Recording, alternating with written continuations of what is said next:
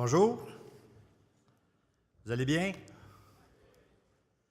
Donc, je pense avec tout ce que Marcel vient d'énumérer, l'agriculture, c'est dans mes veines, c'est dans mon ADN. Donc, je vais vous livrer un discours qui vient du ministre McCauley. Mais avant de commencer mon discours, vous savez, quand j'ai décidé de me présenter en politique fédérale, c'est un pensez-y bien. Il faut consulter notre famille d'abord.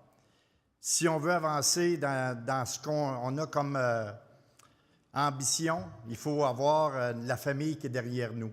Je suis persuadé qu'ici dans la salle, les producteurs, vous les producteurs et productrices, si vos entreprises ont pris l'ampleur que vous avez, c'est parce que vous avez consulté votre famille puis vous avez l'appui de votre famille. Donc, comme c'est plaisant d'être avec vous aujourd'hui.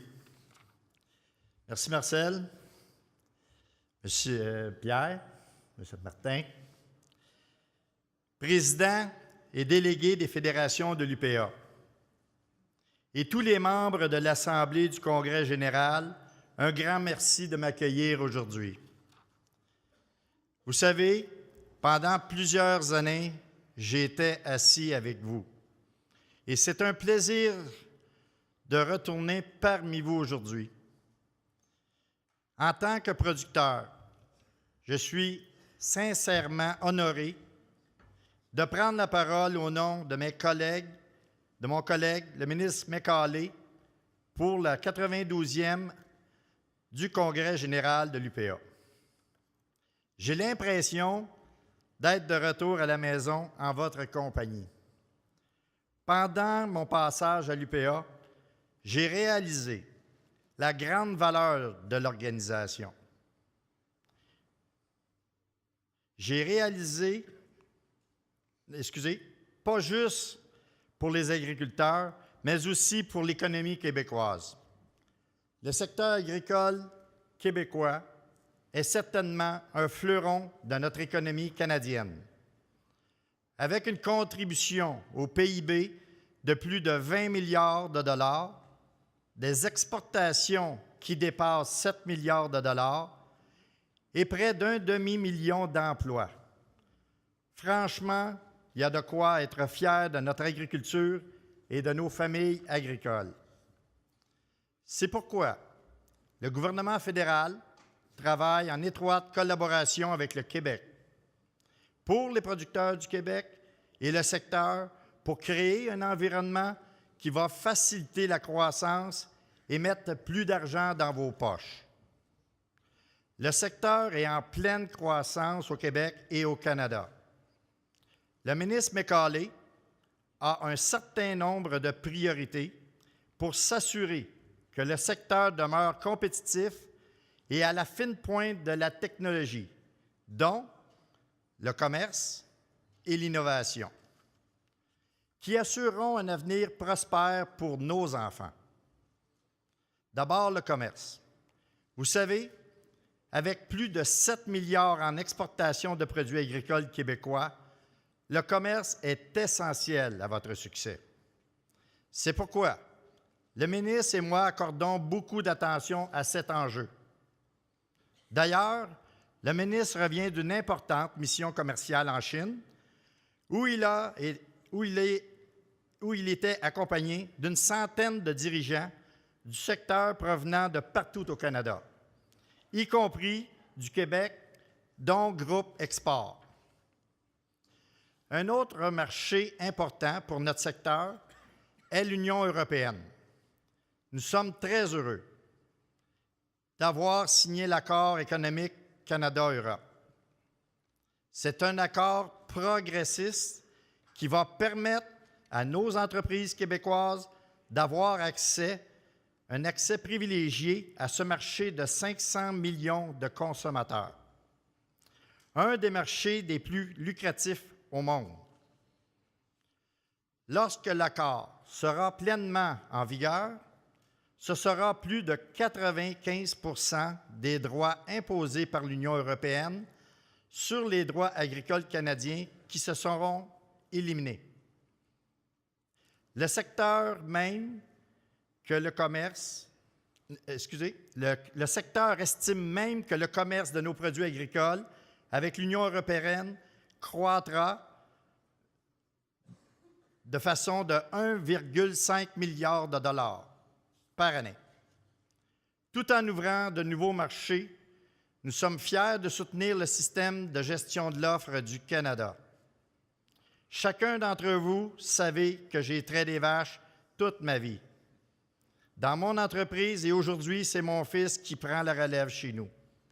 Ça fait 5 générations que ma famille est en production laitière. Et je peux vous assurer que nous sommes déterminés à protéger le système de gestion de l'offre. Sinon, je ne serais pas là.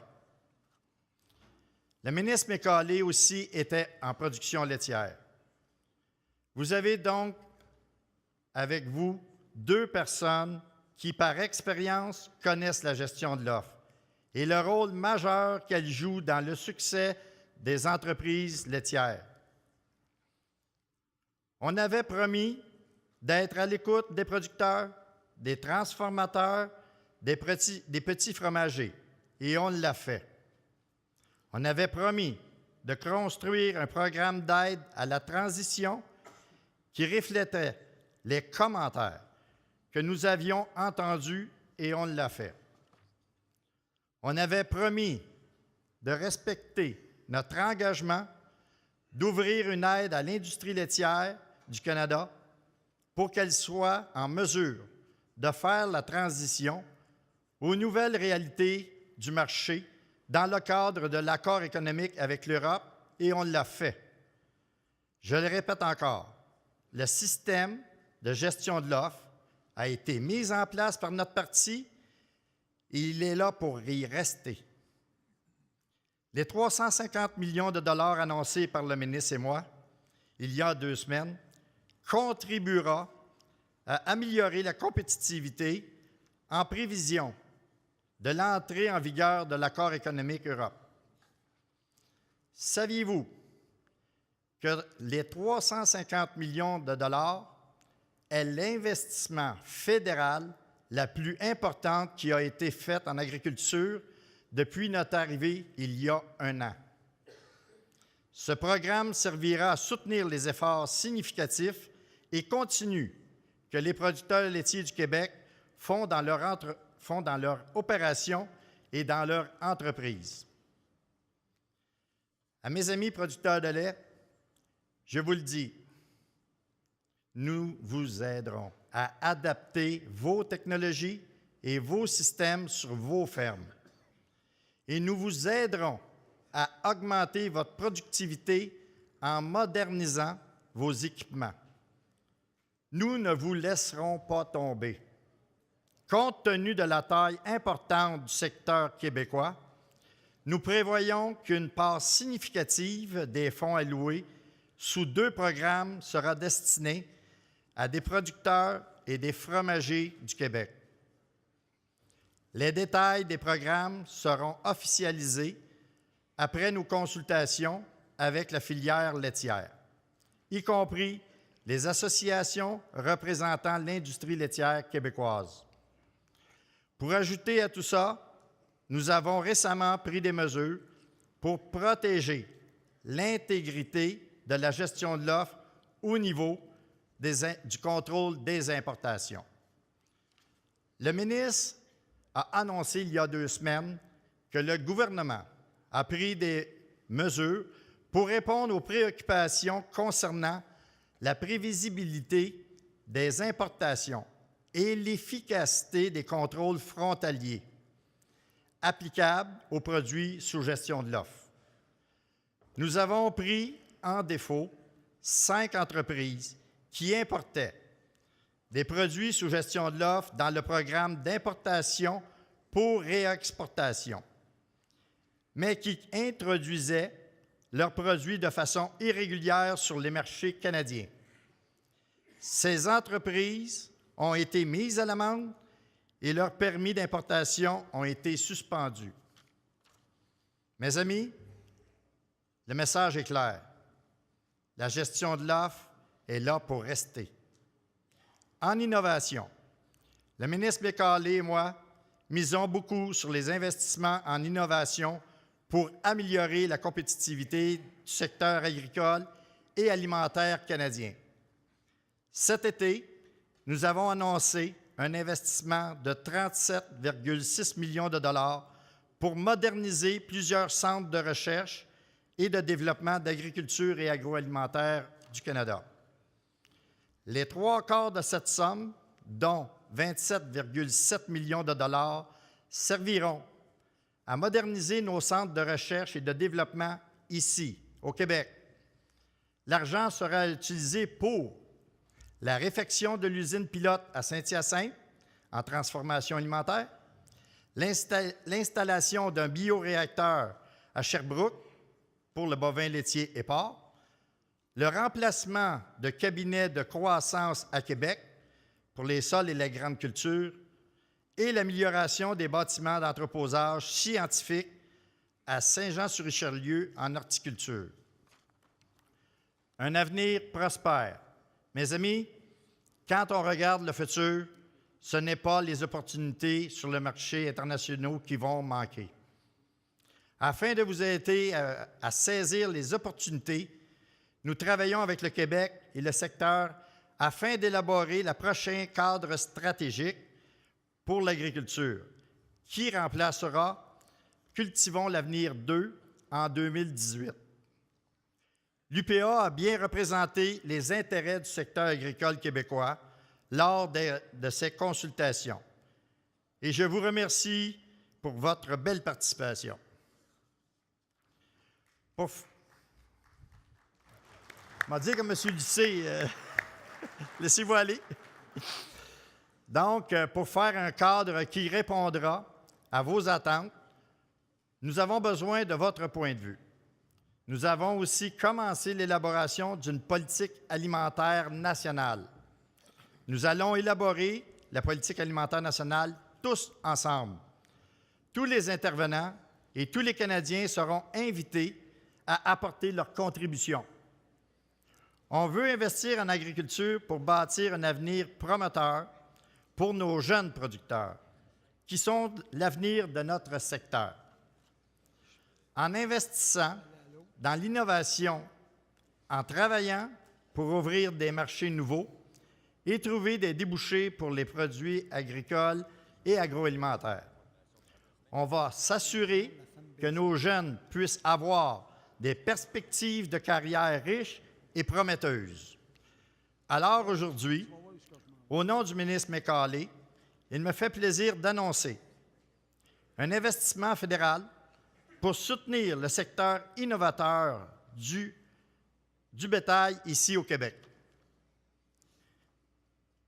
Il s'agit d'un investissement de 1,7 million de dollars alloué à la recherche sur un système d'évaluation de la génétique porcine pour améliorer la qualité de la viande et maximiser les revenus des producteurs, et de nouvelles méthodes pour un meilleur diagnostic des maladies du porc, des bovins et de la volaille. Ces investissements permettront de réduire les risques pour nos producteurs de porc de calibre international, ici au Québec, et d'améliorer la rentabilité de leur entreprise. Nous continuerons à travailler avec vous et vos familles pour déployer le plein potentiel de notre agriculture. Merci encore pour votre travail remarquable. Merci. Merci, Jean-Claude. Pas trop long. On va prendre quelques questions. Je vais souligner les... Oui, c'est ça. Merci beaucoup, Jean-Claude. Je pense que c'est, premièrement, c'est apprécié. Jean-Claude a fait la route d'Ottawa aujourd'hui pour pouvoir être avec nous. Alors, c'est déjà quelque chose. Il nous a fait quelques annonces. Les annonces dans les centres de recherche, je pense que c'était vraiment dû, là, parce qu'on a plusieurs centres de recherche dont les équipements étaient de plus en plus vétustes. Saint-Hyacinthe également, au niveau de l'agroalimentaire. 1,7 million que j'ai compris pour la génétique porcine et la détection des maladies. Alors, quand même intéressant. On va prendre 4 à 5 questions, puis j'en ai une que je dois réserver à mon ami Pierre. Alors, je commencerai par toi, Pierre. Pierre, je commencerai par ta question. Non. Après ça, ce que je vais faire, je vais prendre en rafale. Plus de monde au micro, mais je vais vous demander de prendre vos questions en rafale pour que Jean-Claude puisse répondre. OK? Bien, monsieur le député, je t'appellerai Jean-Claude, mais je vais quand même commencer par monsieur le député. Il y a un comité qui a travaillé sur, dans le cadre de Cultivons l'avenir pour revoir les programmes ou les attentes des producteurs par rapport au prochain programme de sécurité du revenu. Il y a un rapport, en tout cas, actuellement, là, il y a une position unanime de la part des producteurs d'une bonification d'agri-stabilité à la hauteur de 85 % avec certains autres petits éléments pour minimiser les impacts des fois qui ont dans le passé que vous n'aviez pas aimé. Est-ce que vous entendez donner suite à cette recommandation-là du comité? Moi, je regarde, on est tanné de travailler sur des comités, fait des recommandations de travail, puis arriver à l'autre bout que ça ne porte pas les résultats escomptés. Ma deuxième question, ou mon deuxième point, Jean-Claude, moi, là, je me suis fait flouer dans le dernier Cultivons l'avenir parce qu'on a travaillé pour avoir au niveau d'une souplesse au niveau des programmes fédéraux. Puis on a confié ça au ministère de l'Agriculture, cette gestion-là. Dans le passé, c'était fait dans les conseils de développement de l'agriculture du Québec. Moi, je veux qu'on revienne à des montants d'argent qui vont être confiés au Conseil du développement de l'agriculture du Québec pour s'assurer qu'on va sortir d'une mainmise gouvernementale, administrative, où on fait de la politique sur le dos de l'agriculture aujourd'hui au Québec. Moi, je ne peux plus tolérer ça. Puis, moi, Jean-Claude, je me fie sur toi pour être capable de ramener ça. Je me fie sur vous autres, sur toi principalement, pour être capable de nous ramener cette souplesse-là au niveau de nos conseils. OK. Merci, Pierre, pour les questions que tu viens de poser. En ce qui concerne Cultivons l'avenir 2, je ne veux pas dire le blâme sur l'ancien gouvernement, là, mais on le sait que c'est l'ancien gouvernement qui l'avait modifié, le programme. On a commencé les consultations au mois de septembre et on va terminer juste avant les fêtes nos consultations. Qu'est-ce que tu soulignes est revenu régulièrement. Nous devons avoir le rapport du comité, mais aussi de l'ensemble des consultations, parce qu'on a consulté autant le ministre que moi sur le terrain. Nous allons avoir le rapport final en février.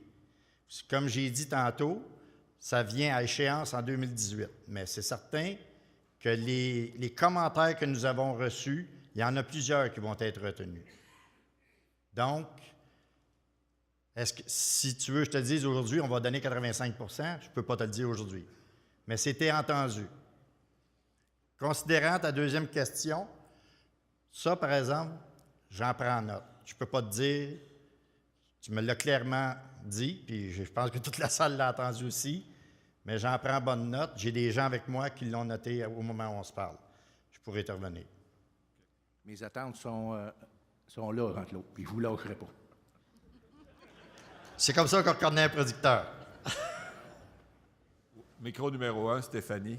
Bonjour, M. Poisson. On se voit souvent de ce temps-là. Je vais répéter une question que je vous ai posée déjà la semaine dernière, mais au bénéfice de tout le monde ici, c'est un sujet qui nous préoccupe beaucoup. Les recommandations qui ont été déposées en septembre dernier par le Comité permanent sur les ressources humaines concernant nos travailleurs étrangers temporaires. On a un délai qui approche de plus en plus là, à la mi-janvier. Est-ce que ces recommandations-là vont être mises en œuvre? Et les deux principales qui nous préoccupent aujourd'hui, qui pourraient être mises en œuvre tout de suite, ça faciliterait beaucoup les dossiers, de lever le cumulatif de 48 mois parce qu'on est en train de faire les demandes en ce moment pour avoir des travailleurs au printemps. Les gars qui ne peuvent pas revenir parce qu'ils ont atteint leurs 48 mois, bien, on est pris pour ne pas être capable de les rappeler. Et de s'assurer que les travailleurs puissent arriver en sol canadien avec tous leurs permis pour pouvoir faciliter les transferts d'une ferme à l'autre. Est-ce qu'on va avoir des nouvelles de la mise en œuvre de ces recommandations-là bientôt? Donc, tu me permets de t'appeler Stéphanie. Je pense qu'on peut se tutoyer. Oui, vous savez que j'ai de la main-d'œuvre étrangère sur mon entreprise. Ça me tient à cœur, ce dossier-là. Lorsque j'ai été élu, j'avais des dossiers. Là, je suis arrivé dans une crise. Il faut le dire, là. Il y avait les travailleurs étrangers qui étaient ma priorité et le LEDIA. Je suis certain que je m'en entends parler ici aujourd'hui, là. Mais j'avais ces deux priorités-là. On a écouté, on a organisé des rencontres avec les ministres. M. Hamel, Denis Hamel de Ferme est venu rencontrer les ministres. Il y avait aussi Denis Roy de l'UPA. Il y avait aussi M. André Plante. Donc, tous ces gens-là, on a organisé des rencontres avec le ministre de l'Immigration, le ministre de l'Emploi, le ministre de l'Agriculture. Au moment où on se parle, je crois qu'on a des bonnes nouvelles qui s'en viennent. Assez rapidement. On va prendre ça, puis on va vous remercier pour les efforts que vous avez faits dans ce dossier-là. Merci. C'est. OK. Je vais prendre les deux intervenants au micro 3, un derrière l'autre. Ça fait que essayer d'avoir des questions assez concises, là, comme Stéphanie. Oui, Gilbert Perrault, producteur de lait. Moi, Jean-Claude, tu m'as fait sursauter le temps de ton allocution. Tu me connais un petit peu. Oui. Puis là, je décante un peu, c'est moins pire, mais tu es bien capable de parler, là. Mais il y a juste une question, là, j'en aurai beaucoup, là, mais il y a juste une question sur les compensations. Le gouvernement, quand il a signé l'entente du Transpacifique, nous a promis 4,1 milliards pour la compensation pour les pertes de volume qu'on ne pourrait plus produire sur nos fermes. Vous nous avez annoncé la semaine passée 250 millions pour 5 ans. Si tu sais que taux de compte aussi, là, ça fait 4 000 $ par ferme par année pendant 5 ans, à condition qu'on investisse. Moi, je trouve ça inacceptable de venir nous dire que c'est une bonne compensation. Écoute, ça n'a pas de sens. Il va falloir l'investir en plus. Là. Puis j'ai de la misère à comprendre que, tu nous as dit tout à l'heure, juste en produits agricoles, on va être capable de vendre 1,5 milliard de dollars de plus en Europe, à part de toutes les autres affaires. Fait que si c'est tellement payant de faire l'exportation en Europe, comment ça se fait qu'on n'est pas capable de compenser le secteur qui a été le plus touché dans ça? Ça va permettre... Vas-y. Bonjour, M. Poisson. Yvon Simard, Saguenay-Lac-Saint-Jean. On s'est déjà parlé pour la ferme de Normandin. Et vous avez fait des belles annonces aujourd'hui en immobilisation pour des fermes expérimentales dans l'immobilisation. Ce qu'on vous demandait pour la ferme de Normandin, c'était pas de l'immo, c'était des chercheurs, du personnel. Et j'aimerais savoir de votre part où ça en est rendu dans ce dossier-là. Parce que pour Normandin et toute la production de la recherche du côté est du Canada, secteur nordique, c'est la ferme de Normandin qui est la plus apte à répondre aux besoins de recherche des producteurs. Ça prend des chercheurs, on n'a pas des immos. Donc, tu veux répondre à ces deux questions. Oui. Donc, merci Gilbert pour ta question. Je voudrais juste qu'on recule un peu dans le temps. La première négociation que l'ancien gouvernement avait faite avec l'accord économique européen, on le sait tous, c'était 17 700 tonnes de fromage fin, mais pas tous, là, 16 000 tonnes de fromage fin et 1 700 tonnes de fromage cheddar et autres. Et aussi, l'autre entente qui était le PTP, qui réunissait non seulement le lait, mais toute la gestion de l'offre. À l'époque, le parti qui était là n'a pas consulté les producteurs du tout. Puis si vous vous en rappelez très bien, quand ils ont fait cette annonce-là, c'était le 11 octobre. Les élections avaient lieu le 19 octobre. Donc, ils étaient en chute libre là, déjà dans les sondages. Ils n'ont pas consulté, ils ont lancé des chiffres en l'air sans savoir qu'est-ce que ça représentait effectivement. Nous, on a pris le temps de consulter, de rencontrer les producteurs. Oui, peut-être ce n'est pas les montants que vous vous attendiez, mais on a consulté la jeunesse, on a rencontré les producteurs, on a rencontré les transformateurs et on en est arrivé à cette situation qu'on a annoncée, moi et mes collègues. Mais je veux vous rappeler que c'est une initiative qu'on venait de mettre en place. Deux semaines plus tard, nous avons annoncé le resserrement aux frontières. Vous voyez qu'il y a des choses qui commencent à bouger. Ça fait à peine 1 an qu'on est déjà là, puis il y a des choses qui commencent à bouger. Donc, moi, j'ai confiance à l'avenir. Mon fils continue en production laitière, puis mon fils achète du quota encore au moment où on se parle. C'est pas vrai qu'on va laisser aller notre industrie laitière au Canada. C'est nous qui l'avons mis en place, le Parti libéral. Oui, M. Simard, pour la question, pour le centre de recherche. Durant mes annonces, l'été passé, j'ai visité plusieurs centres de recherche et effectivement, avec le sous-financement que les centres ont eu au cours des 10 dernières années, on s'en vient avec un sérieux problème de chercheurs. Parce que j'ai vu que la moyenne d'âge était très élevée et que même il y a des chercheurs qui sont retraités qui viennent pour le plaisir parce qu'ils aiment faire de la recherche. Le centre de recherche que vous me parlez, il n'est pas prêt à fermer, ça c'est certain. Mais nous autres, on investit dans la recherche pour justement attirer des chercheurs. Puis effectivement, votre centre de recherche est le seul pour faire de la recherche plus au nord pour les conditions climatiques. Donc, ce n'est pas un centre qui est appelé à fermer, mais c'est un centre qui va se développer comme les autres. Mais c'est certain, il faut aller chercher des chercheurs. OK. Je vais prendre les 2 questions du numéro 2 rapidement. Oui, M. Poisson, Serge Beaulieu, producteur à Séricole. Moi, je vais vous dire, je suis content d'entendre les annonces que vous avez faites. On voit que le ministre de l'Agriculture, il crée l'agriculture. On en avait un avant vous qui ne créait pas trop, il n'est plus là aujourd'hui. Peut-être que notre ministre devrait prendre des leçons un petit peu. Parce que la prochaine fois, peut-être que ça va être ça qui va se passer. Moi, regardez 2 questions. On a fait des demandes à l'agri-marketing puis pour le développement au Royaume-Uni.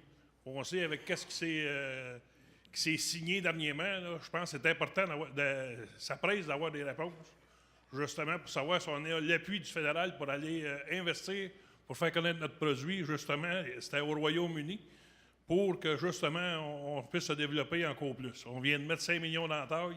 Je pense qu'il faut investir ensemble, les gouvernements et les producteurs, pour continuer à se développer. Puis mon autre question, d'ailleurs, je vous ai déjà rencontré là-dessus, c'était sur le financement de la réserve. Je l'ai dit tantôt, Pardon? Sur le financement de la réserve à Séricole, il y a des agents qui s'investissent autour de nous autres pour développer la sériculture. Nous autres, ce qu'on a besoin, c'est du support pour financer la réserve de sirop d'érable. Ça fait 4 ans qu'on le demande. On serait éligible au programme dans l'agri-risque, puis on n'a pas de nouvelles. On n'a pas de nouvelles de notre ministre. On peut-tu avoir l'appui du fédéral pour pousser un peu dans le derrière de quelqu'un? Parce qu'on a besoin de ces réponses-là pour continuer à se développer. Merci. Oui. M. Poisson, Sylvain Bourque, Chaudière-Appalaches, producteur de lait, producteur de veau d'embauche. Dans l'accord que le gouvernement a conclu, il y a 2 % de ma production, 17 700 tonnes de fromage, l'équivalent du Saguenay-Lac-Saint-Jean en production de lait qui était donné, octroyé en quota. Là. C'est là un droit de rentrée du fromage. Comme producteur de veau d'embauche, bien, je vais avoir la possibilité de peut-être exporter si je rencontre les normes européennes. Tantôt, vous avez parlé de compensation de 350 millions, 250 millions pour les producteurs pour aider notre productivité. Moi, là, quand j'ai entendu ça, je dis, garde, je ne suis pas productif, ça a l'air. Puis ça, c'est mon commentaire. Mais ma question, c'est point de vue productivité. Est-ce que vous avez l'intention, là, d'investir dans votre gouvernement, dans vos employés, dans les agences, pour que, quand un produit rentre aux frontières, qu'il ne change pas de nature quand il arrive à l'usine? Vous savez, dans le cas du diafiltré, qu'est-ce qui se passe? Bien, c'est soit un concentré protéique ou c'est soit du lait. Avez-vous l'intention de régler ce problème-là?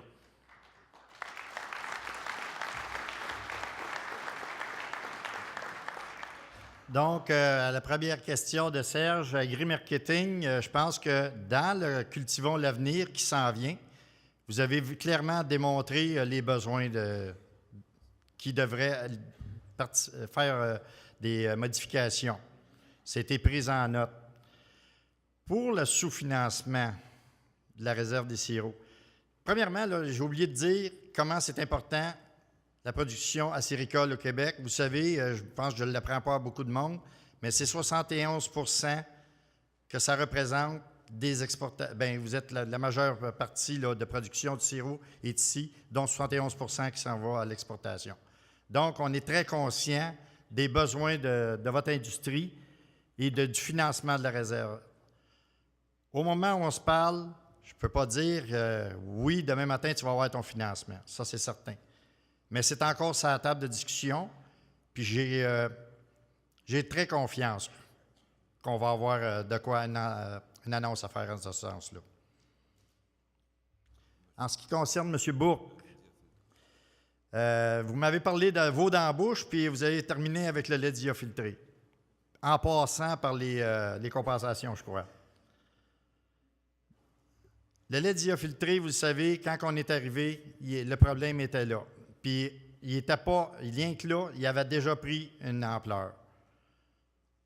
On s'est engagé à rencontrer l'industrie, à rencontrer les producteurs. On l'a fait pendant un bon mois. Aujourd'hui, vous voulez savoir où est-ce que ça en est rendu. On continue encore, parce que on ne peut pas demain matin aussi l'appliquer tout de suite demain matin, ces normes-là, parce que comment je pourrais vous dire? Souvent, là, quand on est chez nous, là, on regarde une trappe à souris, là, ça a l'air bien simple à installer.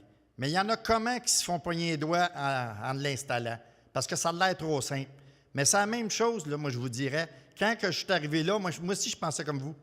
Puis je l'avais dit, je m'en vais travailler justement pour arrêter les importations de lait diafiltré. Mais c'est beaucoup plus complexe qu'on le pense. Ça avance. Je ne peux pas dire que ça avance pas, ça avance. On va finir par faire de quoi d'intéressant, mais on est en pleine consultation encore. Mais au-delà de ça, vous avez travaillé de votre côté pour mettre une 6e classe en place. Ça, notre gouvernement salue ça parce que ça vient de l'industrie. Ça ne vient pas de nous, ça ne vient pas de la Commission canadienne du lait. C'est les producteurs et les transformateurs qui ont décidé de faire des choses pour bouger. On voit qu'il n'y a pas rien que du mal dans le temps que ça prend pour le régler, le DIA. Il y a des choses qui se passent quand même sur le terrain. Bon, là, il me reste 2 intervenants.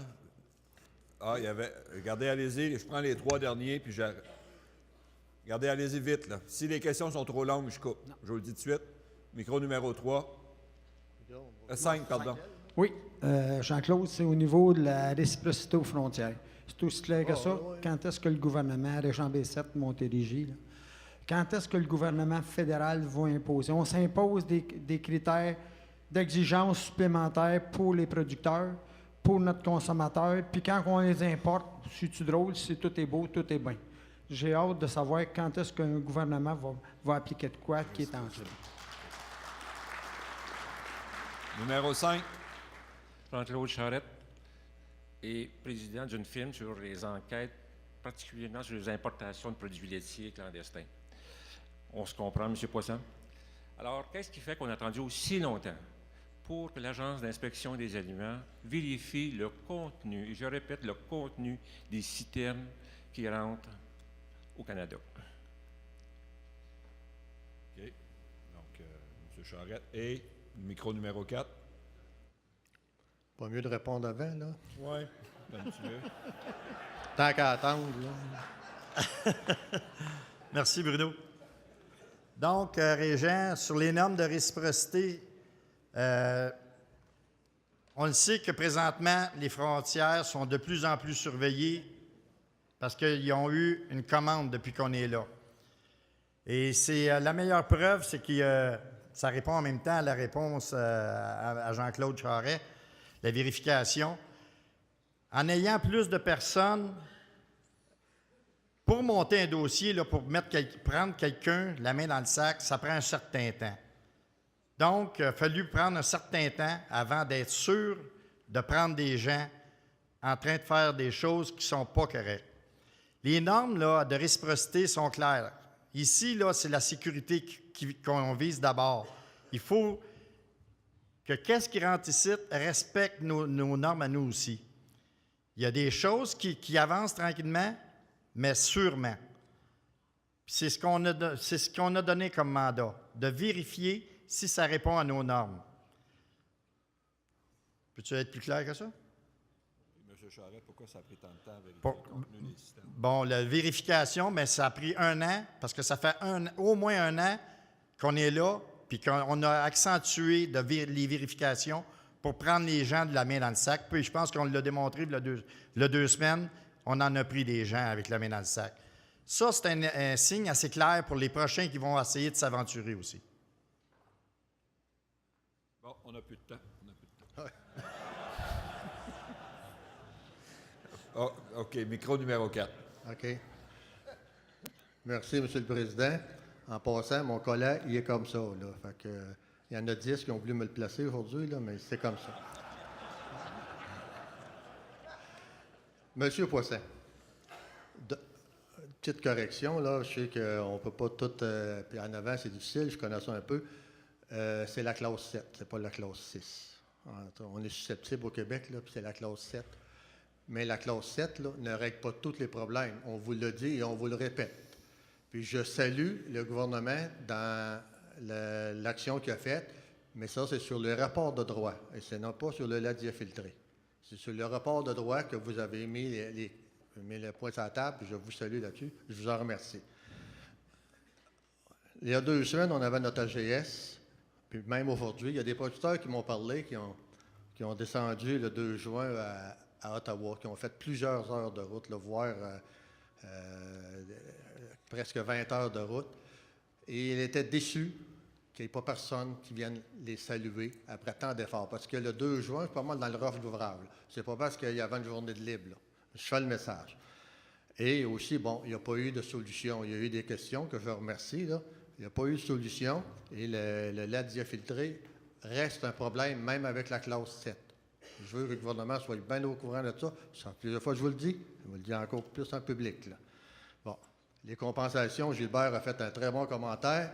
J'aimerais bien savoir celui qui vous a, dans la consultation, qui vous a dit que 250 millions, c'était suffisant. Je veux le savoir, le nom.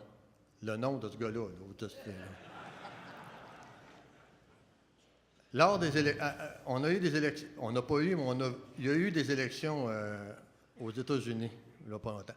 M. Trudeau s'est empressé de dire que si M. Trump voulait renégocier l'ALENA, il est après. Bon, je peux comprendre là, la position d'un premier ministre.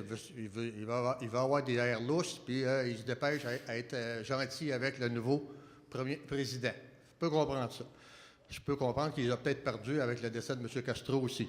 Mais dans l'ALENA, la gestion de l'offre était exclue. Donc, si votre gouvernement a envie ou l'obligation de renégocier l'ALENA, ou encore, là, ça va peut-être un libre-échange Canada-États-Unis, parce que ça se peut que M. Trump, en tout cas, on vous demande que la gestion de l'offre soit toujours exclue. Merci.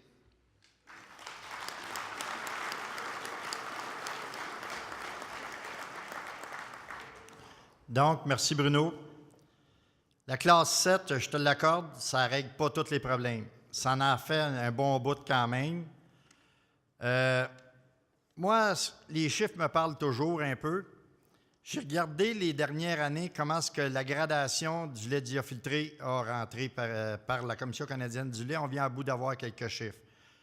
Et l'année 2015 a été quand même une année record. Mais je vois qu'il y a une tendance à la baisse au moment où on se parle. Je ne dis pas que c'est réglé. Je dis qu'on voit qu'il y a une tendance à la baisse. Puis on voit aussi que la consommation, elle augmente. Parce que je regarde mon fils, la dernière année, il y a eu environ 6, 7, 8. Il y a eu 8 % d'augmentation de quota. Et puis là, il est rendu qu'il fait la traite 3 fois par jour pour être capable de le remplir. Donc, pour revenir au lait d'IA, il n'est pas fini de régler, mais il y a des choses qui avancent toujours. Le caucus du Québec, je peux vous dire qu'il n'y a pas une semaine qu'on n'en parle pas. Puis notre message est clair envers le premier ministre qu'il faut le régler. Mais on demande encore un peu de temps. Je le sais, on demande toujours du temps, mais on est quand même, on ne l'a pas lâché le morceau, puis on ne le lâchera pas. La visite du 2 juin, je pense qu'on s'est rencontrés, Bruno. On s'est rencontrés avec Wally Smith, qui est le président des producteurs laitiers du Canada, et toutes les provinces. Le ministre était parti à l'époque, il n'a pas pu venir vous saluer parce que lui était parti en Chine, puis c'est moi qui le remplaçais pendant la période de questions. Et vous êtes à peu près en même temps. Quand que je vous ai rencontré, on était à peu près, peut-être une demi-heure à discuter. J'aurais pu peut-être aussi, là, je peux peut-être prendre le blâme que j'aurais pu sortir une demi-heure saluer les producteurs. Ça, je te le concède. Mais des fois, là, quand on sort puis qu'on commence à jaser les producteurs, puis le temps passe, puis que quand on rentre en retard à la période de questions, je pense pas que ça aurait passé de même devant mon whip, en fin de compte. Et puis, concernant l'ALENA, avec M. Trump, moi, la gestion de l'offre, c'est certain que depuis le début, je demande qu'elle soit exclue.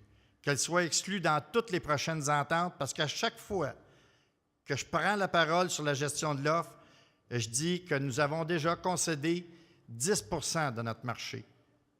Puis c'est avec ça que je travaille. On a fait plus que notre part de concéder la gestion de l'offre. Puis c'est le message que mes collègues amènent aussi. Parce qu'on en a parlé, puis on se compare avec les États-Unis, c'est environ 2 % de leur marché, eux autres, qui reçoivent de l'extérieur. Fait qu'on va continuer à défendre la gestion de l'offre pour ne pas qu'elle fasse partie de l'ALENA. C'est comme ça qu'on va travailler. Merci. Merci, Jean-Claude. Ben, moi, je remercie Jean-Claude. C'est pas une tâche facile.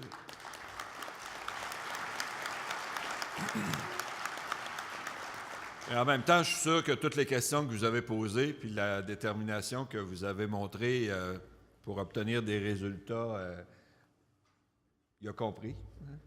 Ça peut rien qu'entendre, je comprends. C'est ça. Alors, on va maintenir la pression, on va maintenir le dialogue. Moi, j'aurais un point sur lequel j'aimerais attirer son attention, Jean-Claude, c'est sur la question de l'importation des fromages. J'étais avec les producteurs de lait de chèvre la semaine passée.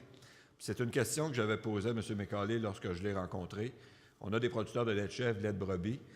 Selon moi, les importations de 20 400 tonnes qu'on fait actuellement incluent également ce type de fromage-là. Et dans les compensations, on n'entend jamais parler, ou j'ai jamais entendu personne me dire si ce secteur-là serait aussi couvert ou pas.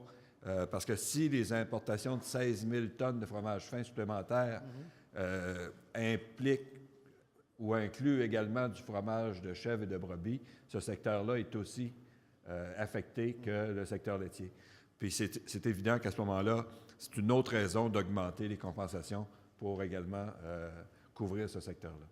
Alors ça, je pense que c'est un point qui est important là, de vérifier. Parce que moi, je n'avais pas eu la réponse. J'ai posé la question à M.